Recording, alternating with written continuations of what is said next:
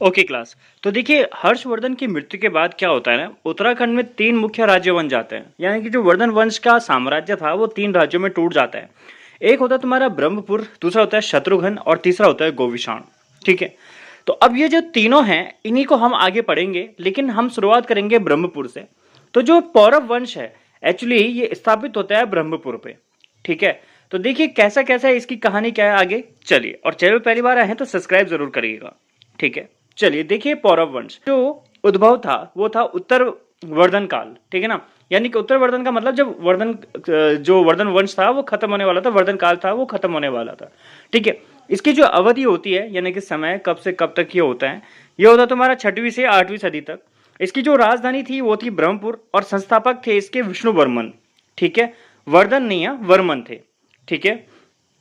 जो हवेनसांग था, आपको बताया वर्धन वंश में हवेनसांग आया था, उसने पौरव वंश को कहा था, मतलब उसके अनुसार जो पौरव वंश था वो एक पर्वताकार वंश था। इसलिए सवाल क्या होता है, कभी कभी ये भी पूछा जाता है कि किसको जो है पर्वताकार वंश के नाम से जाना जाता है, तो पौरव वंश को जाना जाता है, इसको याद रखिएगा। ठीक है। इसके अलावा हवेनसांग का यात्रा वृतांत। अब जो हवेनसांग था जब ये इंडिया आया था, उत्तराखंड आया था, तो इसका जो यात्रा वृतांत था, वैसे मैंने आपसे बताया था इससे पहले वाली वीडियो में भी, इसके यात्रा वृतांत को सीयूकी कहा जाता है। कभी कभी पूछा भी जाता है कि सीयूकी क्या है, तो सीयूकी हवेनसांग का यात्रा वृतांत है। ठीक है। आगे देखिए, अल्मोड़ा से तालेश्वर ताम्रपत्र मिलता है। ठीक है। अल्मोड़ा से क्या मिलता है, तालेश्वर ताम्रपत्र मिलता है। कभी हो सकता है ऐसे सवाल भी आ जाए, तालेश्वर ताम्रपत्र कहाँ मिला था, लेकिन कब मिला था, ये मिला था 1915 में। ठीक है। और 1915 में जब मिला था तो ये संबंधित है पौरव वंश से, बिल्कुल, क्योंकि पौरव वंश के बारे में पढ़ रहे हैं। इसके जो फाउंडर थे जिन्होंने इसको ढूंढा था वो थे वाई के या वाई आर गुप्ता या गुप्ते, इनको बोला जाता है। ठीक है। तो वाई के गुप्ते या वाई आर गुप्ते इनको कहा जाता है, ऐसा याद रखिएगा।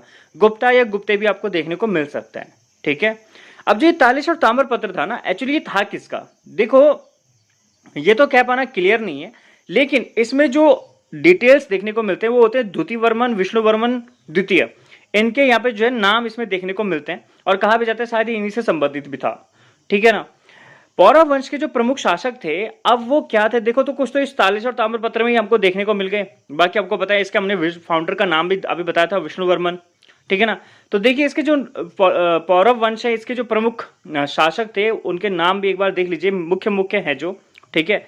विष्णुवर्मन, वृषवर्मन, अग्निवर्मन, द्युतिवर्मन, विष्णुवर्मन द्वितीय। ठीक है। विष्णुवर्मन दो बार आते हैं, एक तो पहले फाउंडर हो गए और दूसरे जो अंतिम हो गए विष्णुवर्मन द्वितीय। ठीक। अब देखिए इनकी जो शासन व्यवस्था थी वो कैसे थी पौरव वंश की। देखो, वर्धन वंश की शासन व्यवस्था पे ही ये निर्भर थे, मतलब जो उत्तर वर्धन काल चल रहा था उन्हीं से, मतलब उनके ब्रह्मपुर से बन के आए हैं, तो बेसिक सी बात है उन्होंने उन्हीं के नियम कानूनों को फॉलो करना था। ठीक है ना। यानी कि पौरव वंश की जो शासन प्रणाली थी वो वर्धन वंश के अनुसार ही थी। ठीक है। अब इनके जो आय का स्रोत था, मतलब इनकी जो इनकम वगैरह है वो कैसे, मतलब इनको मिलती थी, सोर्स, इनकम सोर्स क्या था इनका, देखो तो भूमि का जो है ना, भूमि का भाग होता था, मतलब भूमि से जो टैक्स लिया जाता था उसको भाग कहा जाता था, इसको याद रखना है। और कर वसूलने वाले को जो उस टैक्स को लेता था उसे कहा जाता है भागिक। ठीक। और अन्न जो होता था उसको जो ना ये 6वें भाग में लेते थे, अन्न का जो भी उपज होगा उपज का 6वां भाग ये लेंगे। ठीक है। इसलिए इसमें अन्न लिखा हुआ है क्योंकि भूमि से संबंधित है। तो भूमि से संबंधित मतलब फसल हो, भूमि का कर हो, वो सब उसी चीज से रिलेटेड होंगे। ठीक है ना। अब जो भूमि का कर था, मतलब कि भूमि जो, जब भूमि से टैक्स ले रहे हैं तो भूमि को किसी न किसी तरह से क्लासिफाइड तो किया ही होगा, किसी न किसी तरह से बांटा होगा भूमि को। तो भूमि के इन्होंने दो वर्ग बनाए थे, एक थे केदार भूमि और दूसरी थी सारी भूमि। ठीक है। अब जो केदार भूमि थी वो सिंचाई भूमि को कहा जाता था और सारी भूमि को बिना सिंचाई वाला कहा जाता था। ठीक है। और ये आपको एक याद रखने का आसान सा तरीका बताता हूँ। देखो, हम अगर गढ़वाल रीजन में आप लोग हो तो आप लोग ना सेरा होंगे, सेरा, सेरा समझते हो, सेरा मतलब जहां हम लोग सिंचाई करते हैं, एग्जैक्टली नहरों से पानी जाता है वहां पे, रुपाई वगैरह वहां पे की जाती है, तो हम उसको सेरा बोलते हैं। ठीक है। और सेरा को सारी कह सकते हैं, लेकिन ये बिल्कुल उल्टा है। यानी कि यहाँ पे अगर सेरा भूमि बोलोगे या सारी भूमि बोलोगे तो समझ लेना वहां सिंचाई नहीं होती है, और केदार भूमि बोलोगे तो सिंचाई होती है। इसलिए ये थोड़ा अपोजिट है। और इस तरह से एक छोटी सी जो मतलब एक कॉन्फ्लिक्टिंग स्टोरी है, इससे आपको जो चीज़ें याद रखने में आसानी हो जाएगी, क्योंकि जब कुछ विरोधाभासी चीज़ें समझ में आती हैं, सामने आती हैं, तो वो चीज़ें ज़्यादा ट्रिगर्ड होती है माइंड में, और वो चीज़ें याद रहेंगी कि अरे यार ऐसा तो नहीं होता है। अच्छा आप खुद ही बता लो, देखो आप खुद ही सोचो, अगर आप लोग गढ़वाल रीजन में होंगे या कुमाऊं रीजन में होंगे, अगर आप वापस सिंचाई करते हो तो आप उनको क्या कहते हो लोकल भाषा में, खुद ही बताना। क्योंकि हम लोग तो सेरा कहते हैं, हमें इतना पता है। और सेरा सारी से आप वो कर सकते हो, मतलब याद रखने के लिए। लेकिन उल्टा क्या है, वहां सेरा में सिंचाई की जाती है और यहाँ सारी का मतलब बिना सिंचाई वाली भूमि है। ठीक है, ऐसे रखिएगा। ठीक है, वैसे बिना सिंचाई वाली भूमि को एक नाम और दिया जाता है, उखड़ भूमि। ठीक है ना, उखड़। ठीक है, जहाँ पे सिंचाई नहीं होती है, पर वो खेतों को भी कहा जाता है, तो उसका संबंध इससे नहीं है, वो खेतों से आप याद रखना, बस मैं समझाने के लिए बोल रहा हूँ यहाँ पे। ठीक है, आगे देखिए भूमि नाप की विधि। अब जो यहाँ पे भूमि नाप की विधि थी, ठीक है ना, देखो भूमि नापन कैसी कैसी विधियां थी, तीन थी बेसिकली, द्रोणवापम, खारीवापम, कुल्यवापम। ठीक है, ये तीन विधियां। अब ये इनमें क्या डिटेल थे वो आपको इतना डिटेल में नहीं घुसना है, बस इनको याद रखना है कि पौरव वंश में भूमि नापन की क्या क्या विधियां थी। तो द्रोणवापम, खारीवापम, कुल्यवापम।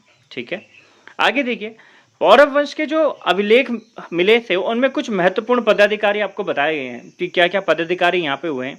अमात्य प्रधानमंत्री को कहा जाता था, सैन्य प्रमुख को जो है बाल्याध्यक्ष कहा जाता था। ठीक है, राजमहल जो कोर्ट का रक्षक होता था, राजमहल का रक्षक होता था, उसे कोटाधिकरण कहा जाता था। राज परिवार का रक्षक प्रतिहार, और आने जाने वालों की देखरेख करने वाला उसे राजदौवारिक कहा जाता था। ठीक, विदेश मंत्री को जो है संधि विग्रही कहा जाता था, जो संधि कराएगा, मतलब दो देशों के बीच में संधि कराएगा उसे संधि विग्रही इन्होंने बोला है, तो वो विदेश मंत्री हैं। राजाओं को की गई प्रार्थनाएं उनके गंतव्य स्थान तक ले जाने वाले को कारगिक कहा जाता है, कारगिक। ठीक है, कारगिक कहा जाता है।